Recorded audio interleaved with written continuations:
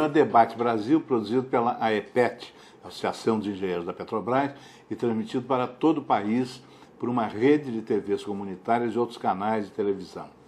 Nós vamos conversar hoje com o engenheiro eletricista Luiz Pereira, especialista em questões de energia, e vamos conversar com ele especialmente sobre essa transição de um ano que passou, né, que terminou com apagões em vários lugares, e de um ano que começou com a ameaça de novos apagões e até de uma crise de abastecimento de energia elétrica. Nós tivemos, anos atrás, um apagão sério no governo do presidente Fernando Henrique Cardoso, em 2001. E quando o Lula foi eleito presidente, chamou então, a futura ministra e futura presidente Dilma Rousseff para ser ministra de Minas e Energia, ela que já tinha sido secretária de Energia do Rio Grande do Sul, e dizendo ela o seguinte: Dilma, eu quero você no Ministério de Minas e Energia porque eu não quero saber de apagão no meu governo. Bom, o noticiário dos jornais, na transição de 2002 para 2003, estava repleto de notícias sobre risco de apagão, indústrias que estavam reduzindo suas metas de produção e tal. Qual é o quadro efetivo que nós estamos vivendo no início de 2013?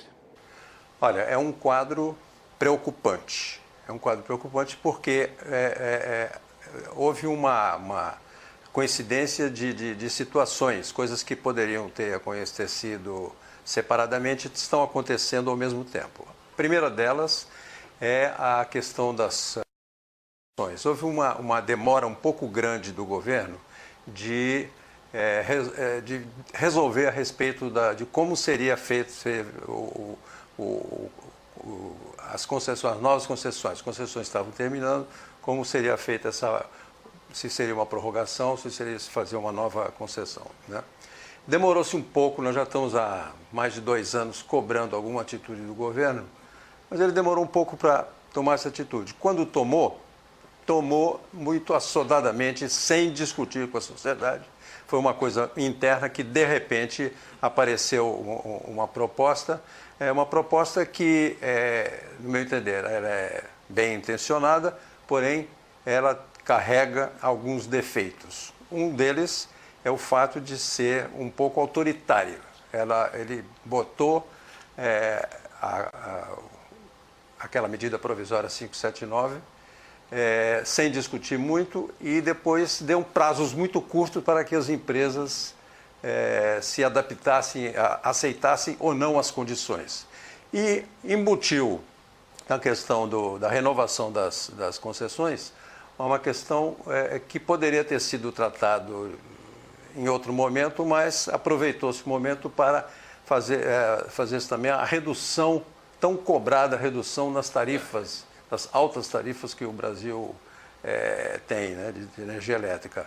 Então aproveitou o momento. Quer dizer, então, evidentemente, baixar as tarifas é uma coisa que todo mundo quer. Todos nós concordamos que precisa ser baixada a tarifa, né? Então, aproveitou esse momento e fez isso. Quer dizer, então, esse seria a primeira contribuição para esse quadro preocupante que temos hoje, porque ele alterou muito a situação das empresas.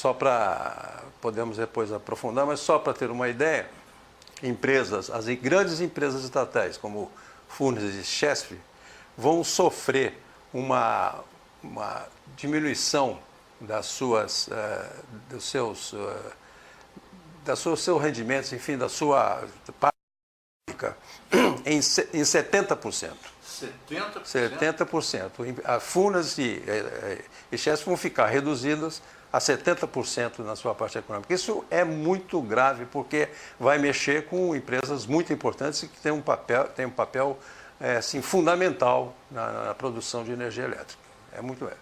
Então, isso daí, este momento que nós estamos vivendo é um momento em que está sendo implantado essa medida provisória 579. Essa é a primeira contribuição. A segunda contribuição, que coincide com tudo isso, é a falta de chuva, porque nós estamos vivendo um período de estiagem.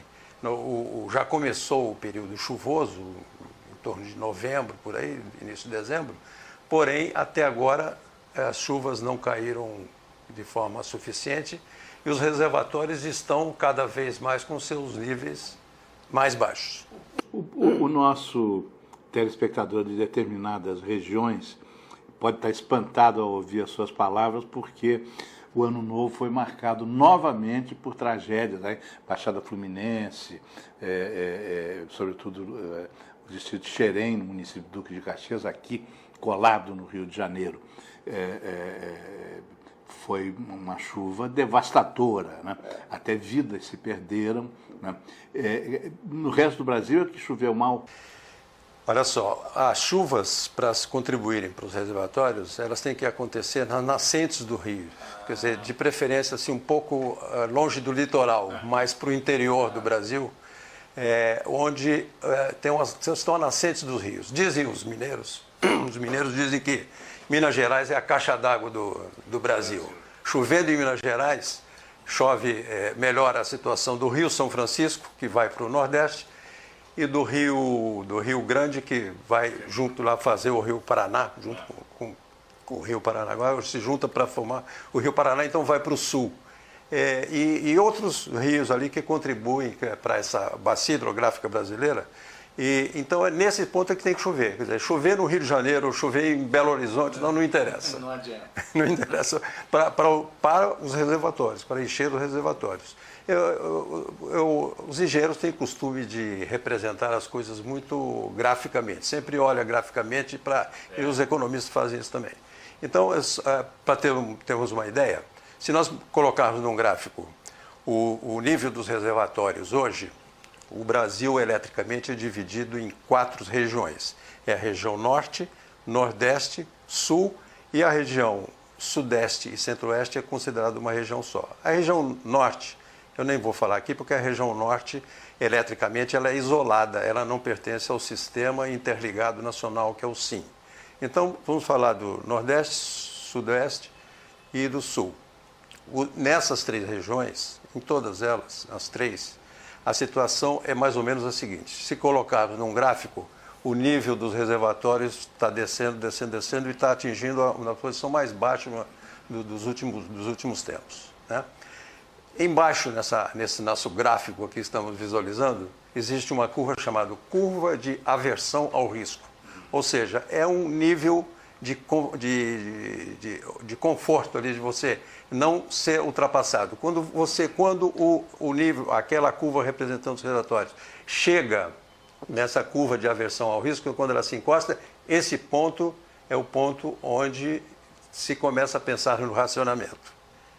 E como é que está a situação hoje do Brasil? Nós estamos a 1% dessas curvas se encostarem. Elas estão quase se encostando. 1% do racionamento. A 1% do racionamento, ou vamos dizer, isso tudo é um pouco teórico, né? A 1% do momento em que se tem que tomar alguma atitude para evitar o racionamento, mas já é uma situação bem crítica. Então, a afirmação de que não há risco de racionamento não é verdadeira. Risco nós temos, o que nós não temos é o racionamento.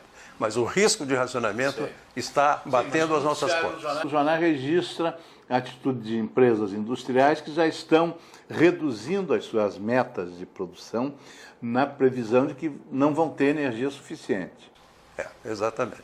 Quer dizer, as empresas, é claro, precavidamente, já estão começando a tomar atitudes prevendo que poderá haver, às vezes não se usa a palavra racionamento, mas se usa um subterfúgio, uma redução da carga, coisas assim desse tipo para minimizar o impacto da palavra racionamento, né? Então, elas sabendo que poderá haver alguma atitude nesse sentido, elas já estão se prevenindo. Por quê? Faltando água nos reservatórios, você tem que diminuir a geração hidroelétrica, que é a principal geração no Brasil. Então, para suplementar isso, começa a gerar mais energia térmica. Energia térmica, que é mais caro. Eu não falo nem da nuclear, porque a nuclear, nós só temos 2 usinas nucleares aqui, e ela opera o tempo inteiro, quer dizer, então não é ela que está afetando. A energia térmica que está afetando mais aí no caso é a energia térmica a gás natural, provido pela Petrobras e importado da Bolívia e agora estão cogitando até da Argentina. Então, quer dizer, a geração térmica ela complementa satisfatoriamente a falta de água nos reservatórios, a falta da energia hidroelétrica, de fonte hidroelétrica.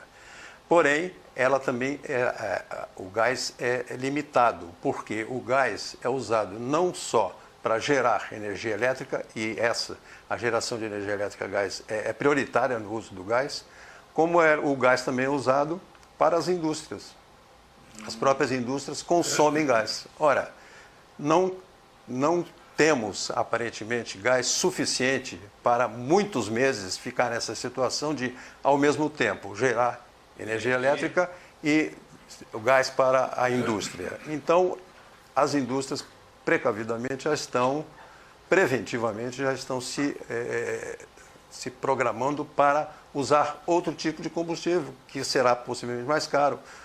Ou reduzir suas metas. Ou reduzir suas metas. Bom, isso nos leva a outra questão. O desempenho do produto interno bruto, do PIB, em 2012 foi muito pequeno, né? Criou-se até a expressão PIBinho, e a presidente Dilma tem insistido em que agora em 2013 ela quer um PIBão. Dá para ter PIBão com esse quadro de falta de energia? Pois é, esta meta, coincidentemente, você querer reduzir o custo da energia, ter problemas de estiagem e mais querer aumentar a atividade econômica que consome mais energia elétrica, essas coisas todas coincidindo ao mesmo tempo, está tornando a situação bastante difícil. Isso atingir essa meta. Quer dizer, uma das duas coisas favoráveis, que eu digo favorável no sentido só da geração elétrica, quer dizer, que está contribuindo menos para se ter um consumo muito grande, é o fato exatamente da atividade econômica estar muito baixa no Brasil. Se nós estivéssemos num período de grande atividade econômica, já estaria faltando, seria bem pior, né? E, quer dizer, então, essa questão toda de falta de energia elétrica reflete diretamente na atividade econômica, né? Uma coisa vai contra a outra. Quer dizer, então, este quadro todo, essas coisas acontecendo todas ao mesmo tempo, tornam este momento um momento crítico, um momento preocupante. Neste exato momento que nós estamos aqui, o Comitê de Monitoramento do Setor Elétrico está reunido lá em Brasília para tomar as atitudes, as primeiras providências para contornar essa situação. Nós só vamos saber amanhã o que eles resolveram. Mas não há muita margem de manobra nessa situação. Existem poucas possibilidades de se criar alguma novidade nisso. Numa situação dessa, o que você tem que fazer? Abaixar o consumo e aumentar a oferta. Olha, aumentar a oferta fica limitada sobre essa questão do gás. Bom, evidentemente existem outras fontes hoje, nós temos outras fontes de energia elétrica que não são nem a hidrelétrica, nem a térmica a gás. Nós temos a eólica, que hoje em dia está crescendo no Brasil e é promissora. Ela já corresponde a quantos por cento do consumo?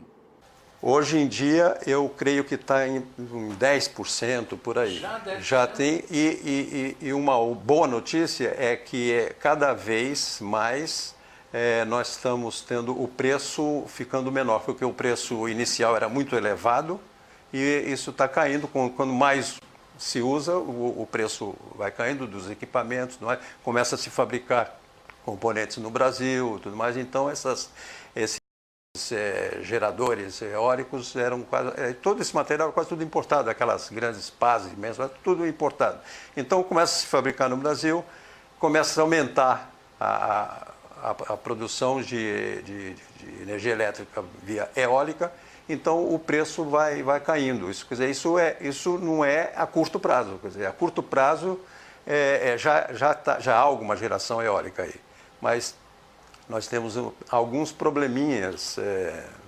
Um deles é que algumas desses geradores, alguns ficaram, são verdadeiros parques, porque são muitos, né? Quando se faz logo dezenas, até centenas de geradores desses na área lá onde tem vento. alguns deles ficaram prontos e não tem a linha de transmissão ainda para jogar essa energia no sistema. Quer dizer, então, foi uma certa defasagem que acontece. Mas... O vento é um elemento da natureza como a água. A água às vezes falta. Vento também falta? Vento também falta e em algumas regiões o vento é quase que constante, não só de ter o vento, como de ter a velocidade suficiente em algumas regiões. Mas também é um elemento da natureza que ele pode também, a qualquer momento, não ter por essas coisas do clima hoje em dia, que são muito confusas. No território ou só em algumas regiões? Não, foi feito um mapeamento, principalmente no litoral, né? E tem algumas regiões. No Nordeste, por exemplo, é uma região que é muito boa para ventos, e lá no Sul, ali próximo da cidade de Caxias, também instalou-se ali um parque eólico muito bom, e principalmente então no Nordeste e no Sul. Mas em quase todo o litoral é possível ter. A gente está aqui até perto de Cabo Frio, onde tem para aquela produção do sal sempre foi usada aqueles... Parecem ventiladores, né? Exatamente.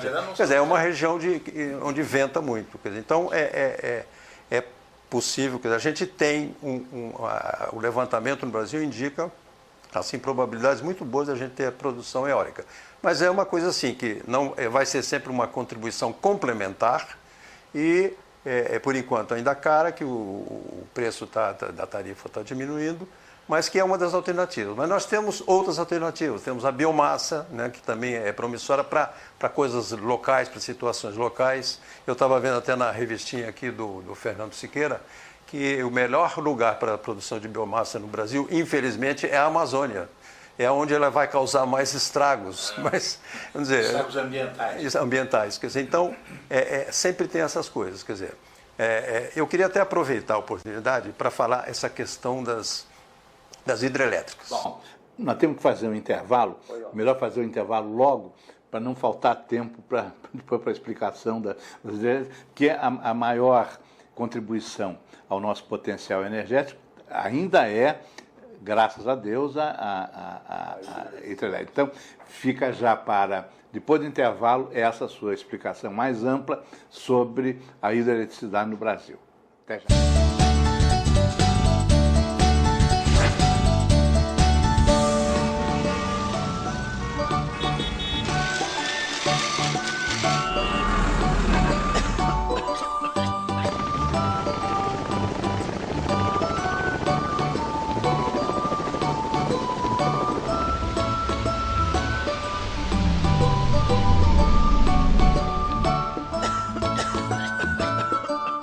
Talvez fosse bom pensar no amanhã utilizando melhor o nosso petróleo de hoje, antes que tudo isso acabe.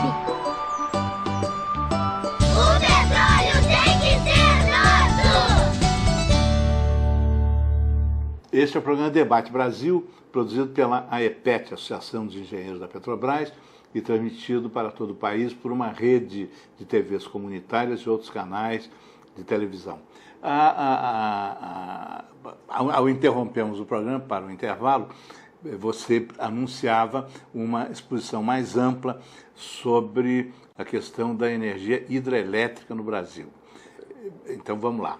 Olha, a hidroeletricidade é uma coisa altamente positiva para o Brasil, porque nós temos possibilidades em abundância de produzir energia. É uma energia limpa, barata, exige um investimento inicial, mas esse investimento em alguns anos ele é amortizado, é pago, e ela tem uma vida útil muito grande. Usou-se até a expressão que são velhas senhoras que ainda estão gerando até hoje. Essas usinas antigas nossas aí ainda estão gerando eletricidade até hoje, não é isso? Olha só, os ambientalistas, eles defendem uma situação que nós temos que discutir muito agora aí na situação que estamos vivendo, que é o seguinte: eles não gostam das usinas hidrelétricas que fazem reservatórios muito grandes, inundam grandes extensões de terra e com isso causam grandes problemas não só para o ambiente, como para a população, essas coisas. Eles têm razão no que estão falando, mas nós temos que considerar o seguinte: a melhor situação para a gente ter um controle da vazão de um rio é a gente, vamos supor aqui, nós temos um rio onde nós podemos ter 10 hidrelétricas. Olha, a água para essas 10 hidrelétricas é a mesma água, ela passa pela primeira, pela segunda, terceira, até a 10ª, a mesma água, quer dizer, o mesmo combustível gerando 10 vezes energia elétrica, quer dizer, e um combustível que está aí, que a natureza nos fornece. Então é muito favorável, mas para você ter o melhor aproveitamento de um rio assim dessa forma, o melhor seria que junto da nascente do rio, próximo da onde o rio nasce, você faça um grande reservatório com caráter plurianual, ou seja, um reservatório grande que vai receber a contribuição dos rios da região ali e que ele acumule água para alguns anos. Esse alguns anos varia de acordo com a situação geológica, a situação geográfica, tem uma porção de parâmetros a serem considerados aí. E depois, as outras 9, você faz uma usina hidrelétrica ali, as outras 9, eu estou falando aqui no meu exemplo, 10 usinas, as outras 9 usinas, elas não precisam ter reservatório, elas podem ser a fio d'água. Elas podem ser... A fio d'água é que não tem reservatório. A água passa por ela e não é acumulada, ou se é acumulada só em pequenas proporções, é só para um controle da água ali. Mas para você fazer 10 usinas nessa situação que eu estou falando, você precisa ter um controle único, precisa ter um controle de alguém que controle a vazão d'água, porque senão você vaza muita água aqui e lá na frente você não tem capacidade de gerar. Se não tem capacidade de gerar, você vai verter a água e vai deixar de gerar, essa água perdida vai para o oceano e você não aproveita em termos elétricos. Tá. Uma outra situação que a gente discute para essa situação que eu apresentei aqui, de você ter um reservatório grande de caráter plurianual, é que nós precisamos no Brasil mudar um conceito que foi muito usado na década de 60, é que os reservatórios eram única e exclusivamente para gerar energia elétrica. Hoje em dia, isso não é mais possível. Hoje em dia, existem pelo menos uns 4 ou 5 usos nobres para a água. Então, um projeto desse, você tem que colocar na mesa todos os interessados. Por exemplo, o Brasil tem a maior hidrelétrica do mundo, que é Itaipu. Quer dizer, era para ser superada pelas Três Gargantas na China, mas os dados mais recentes mostram que ainda em 2012 Itaipu ainda produziu mais... Em matéria de produção de energia é maior. Produziu mais do que Três Gargantas na China. Embora a capacidade instalada lá das Três Gargantas seja maior, a produção foi maior. Itaipu Mas a represa de Itaipu, que é imensa, é um bem econômico em si mesmo. Sim, perfeito. Né? Então, todas as outras represas são bens econômicos em si mesmos? Olha só, o ideal é que, ao fazer um aproveitamento hidrelétrico, ao fazer um grande reservatório, você aproveite para, por exemplo, abastecimento de água da população, aproveite para irrigação ali do campo, você aproveite para transporte. Então, o pessoal de transporte tem que participar disso e possivelmente vai pedir que se faça uma eclusa para que o rio possa ser navegável em todo o seu percurso. Você tem que chamar também as pessoas interessadas na pesca, porque a pesca é a sobrevivência do pessoal ali da região que vive da pesca. Então, você pode fazer também para turismo, você pode ser usado este lago, esse reservatório, para turismo. Quer dizer, existem diversos aproveitamentos, esses aproveitamentos todos são muito nobres para a água, e água hoje é um bem caro, é um bem que a gente tem que preservar e tem que evitar que haja a desnacionalização do uso da água no Brasil, que a gente perca a autonomia sobre o controle da água. Nós temos 2 aquíferos aqui no Brasil muito importantes, nós somos abundantes em matéria de água, mas se a gente não tomar cuidado, essa água vai cair em mãos estrangeiras, né? Então, você fazendo um aproveitamento desse, onde você aproveite para múltiplos usos este lago, você poderá minimizar um pouco os impactos, né? Porque existe um movimento aí que é o movimento dos atingidos pelas barragens, o MAB, que eles são muito contrários a esse tipo de reservatórios muito grandes, porque ele é um mundo terra onde moram pessoas às vezes que moram ali anos e vivem na terra e perde o local. Quer dizer, então, ao fazer um projeto desse, você tem que chamar essas pessoas que vão ter suas terras inundadas e tem que dar uma solução para esse problema. Isso é um problema social e econômico. É um problema socioeconômico. Ele tem que ser resolvido da melhor forma possível.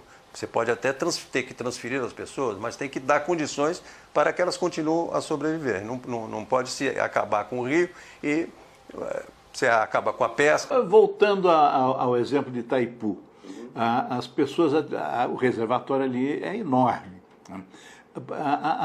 As populações ali têm hoje um padrão de vida melhor ou pior do que antes de fazerem a represa? Olha só,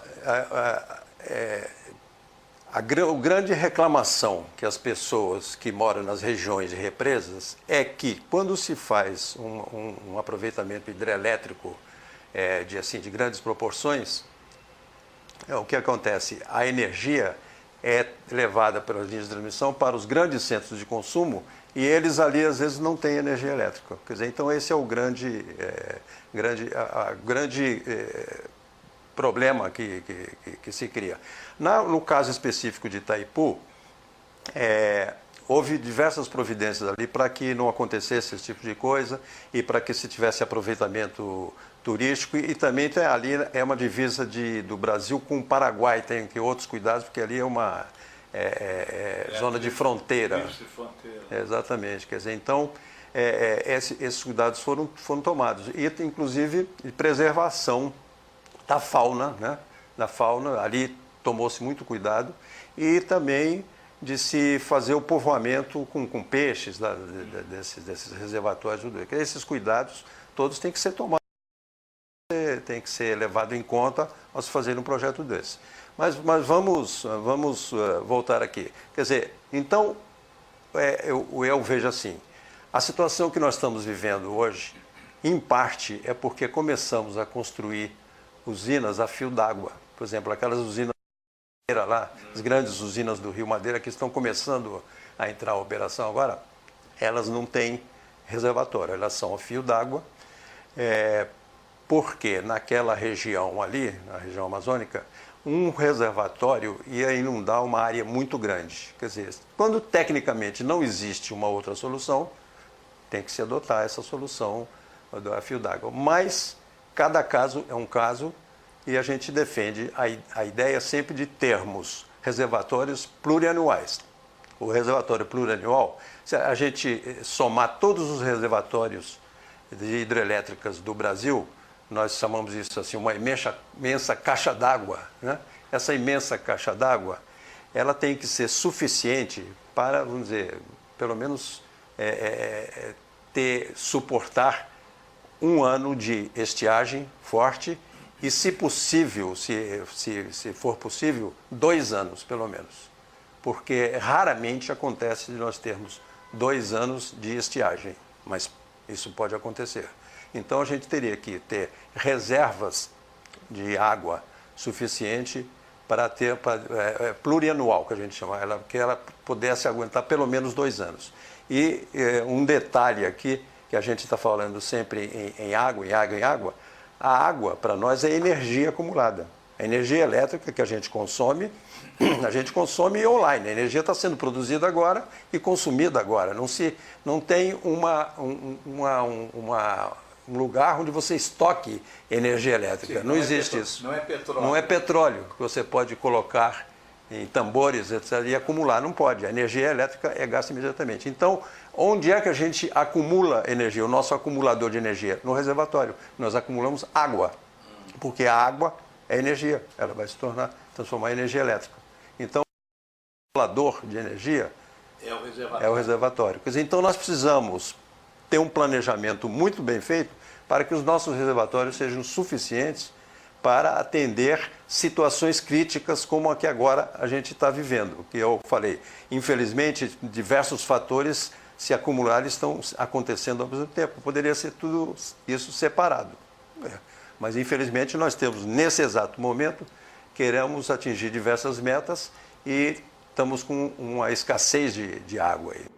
Bom, o Brasil, décadas atrás, produzia pouca energia, né? Começou mesmo a produzir energia com a hidrelétrica de Paulo Afonso, lá no Nordeste, né?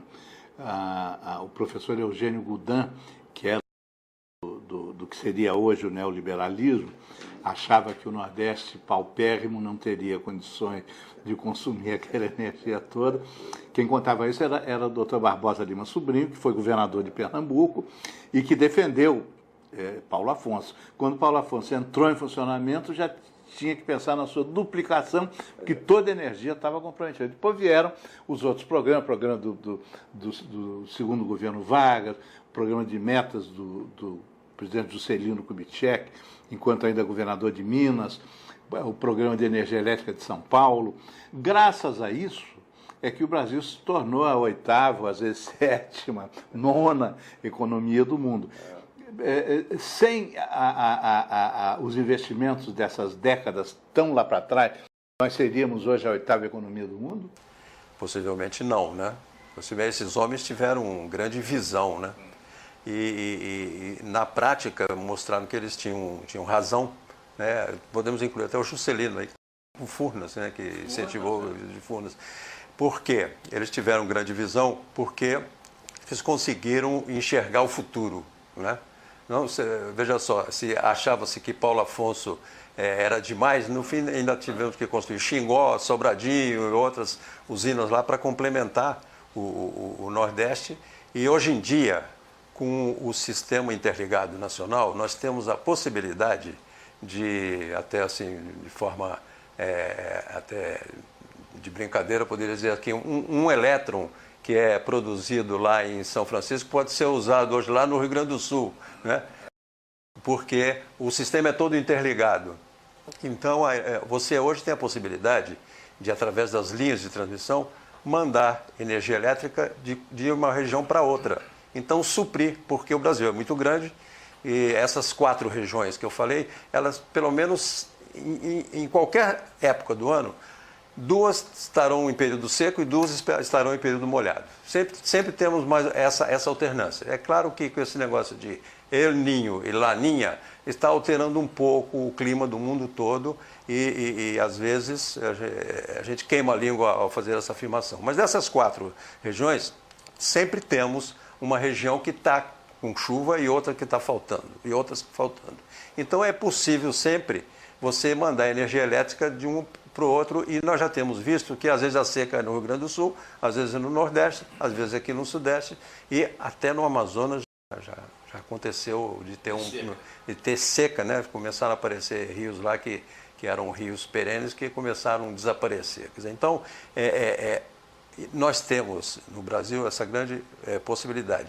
Só o Norte, que ainda não está totalmente integrada nesse sistema de transmissão de energia elétrica, mas que não demora muito a se fazer isso, por causa dessas grandes usinas amazônicas que estão sendo feitas agora. Então, nós teremos linhas de transmissão vindo de lá, essas do Rio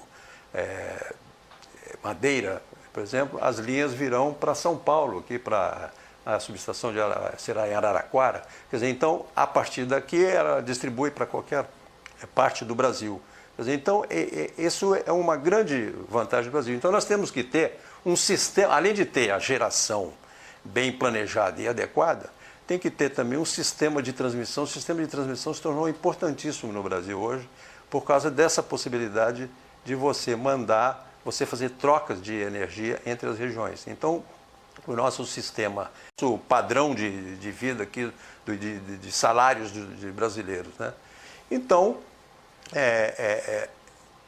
o governo Dilma agora, ele quis colocar essas coisas no lugar através dessa medida provisória 579. Ela teve um lado muito positivo, que foi a questão de tentar abaixar o preço da energia elétrica, até porque estava uma grita geral, até a própria Fiesp estava chiando, porque uma parte dos consumidores dele eram indústrias que estavam tendo que comprar no mercado cativo e, portanto, elas estavam deixando de ser competitivas, né?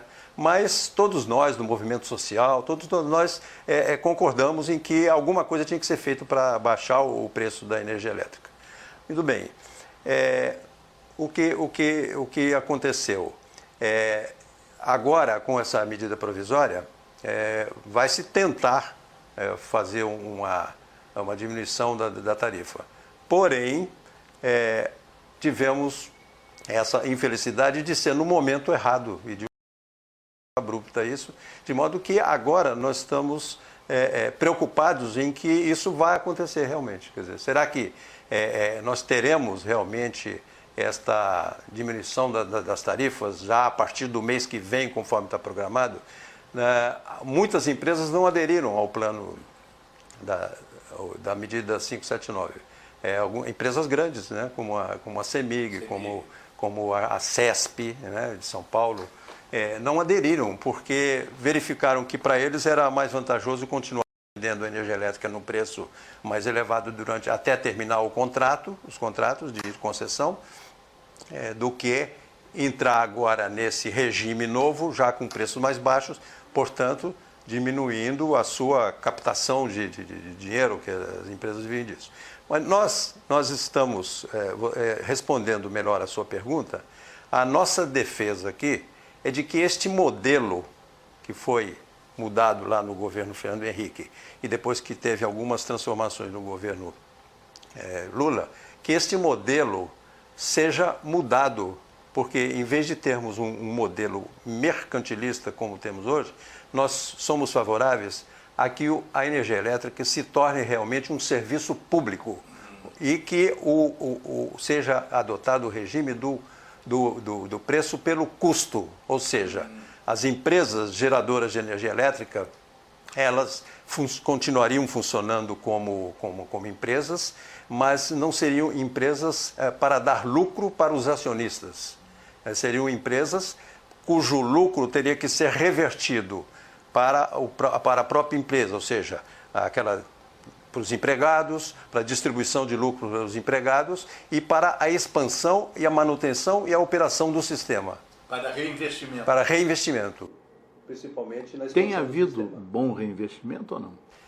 Aí é que está o problema. As empresas distribuidoras, que são empresas tipicamente comerciais, na ponta da linha, né?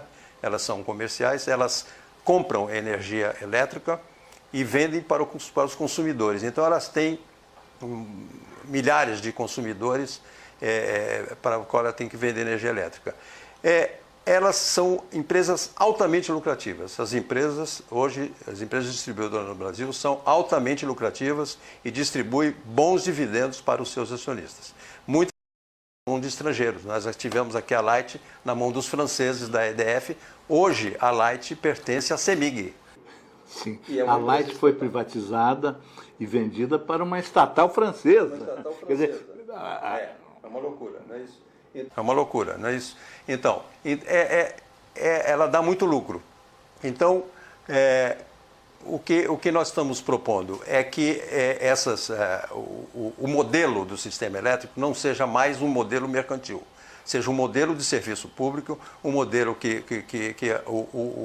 as empresas tenham que pegar o seu lucro, elas continuam funcionando como empresa, o regime continua a ser capitalista, infelizmente, e então essas empresas teriam que, em vez de pagar dividendos para os seus acionistas, elas reinvestirem esse dinheiro no próprio sistema, na expansão do sistema e na melhoria do sistema, porque ainda há muita coisa para ser feita, né?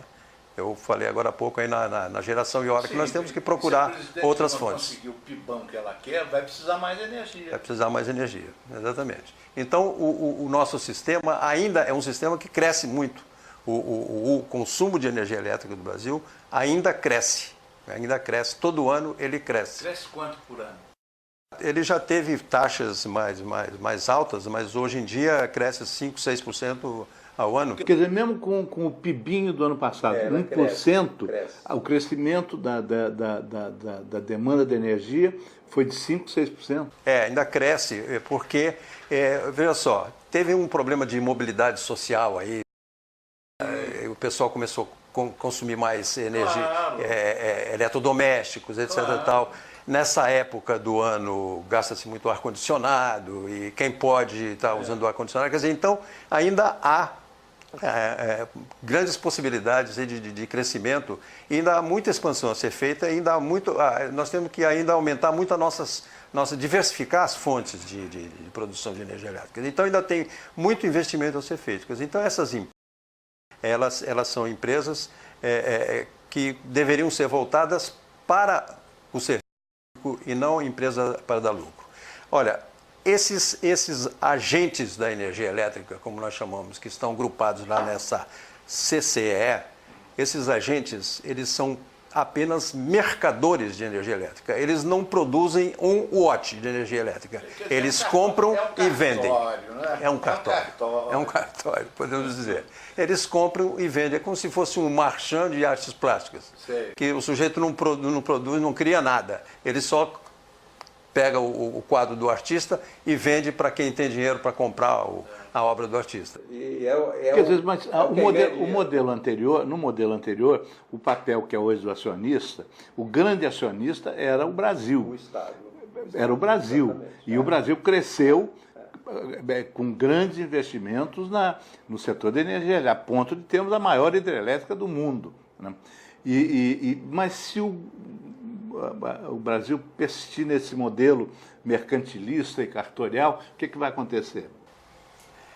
Vai acontecer que isso cada vez vai piorando mais, né? Quer dizer, nós vamos ter, cada vez os investidores querem ter mais lucro e cada vez menos se vai investir na expansão, e isso vai acabar refletindo na nossa produção industrial, né? Quer dizer, se o Brasil pretende ter uma posição de destaque no cenário internacional, como um país que ainda tem muita coisa para fazer, muito desenvolvimento ainda para fazer, temos que diminuir muito essas desigualdades sociais que existem no Brasil. Então, ele tem que mudar essa mentalidade, tem que ter um controle maior, porque eu gostaria de lembrar para você e para as pessoas que estão nos ouvindo aqui, que o serviço de energia elétrica é um serviço de concessão. Quem é que concede? O poder concedente é o Estado. Quer dizer, então isso é um serviço que tem que ser público, tem que ser do Estado. Ele concede porque não tem, talvez, capacidade de atuar em todas as fases, então concede os serviços para as concessionárias, chamadas concessionárias de energia elétrica. Mas não pode se esquecer que o serviço continua a ser público. A energia elétrica é um serviço público. Ela está sendo muito comercializada, nós queremos mudar esse caráter, mas ela continua sendo um serviço público. Bom, infelizmente, nosso tempo está chegando ao fim, temos ainda 2 minutos, cuja utilização eu deixo ao seu critério. Pois é, então, eu pensando assim, o que nós temos que torcer para que aconteça hoje, né, na situação em que nós estamos vivendo? Primeiro, nós temos que torcer para que chova, porque a chuva vai ser a salvação, vai ser a mudança desse quadro que temos hoje aí. E segundo, nós temos que torcer também para que não haja falhas e defeitos no sistema elétrico. Falhas, pode ser falha de equipamento, pode ser falha humana, pode ser atmosférica, qualquer tipo de falha que vá ainda tornar essa situação mais complicada, mais difícil. E eu, então, tenho colocado lá no meu blog, que é o sinaleira.com, eu tenho defendido muito essa ideia, que a gente tem que fazer, cada um tem que dar a sua contribuição para que a gente possa ter um serviço público da energia elétrica o melhor possível e o mais barato possível. Obrigado. Este foi o programa Debate Brasil.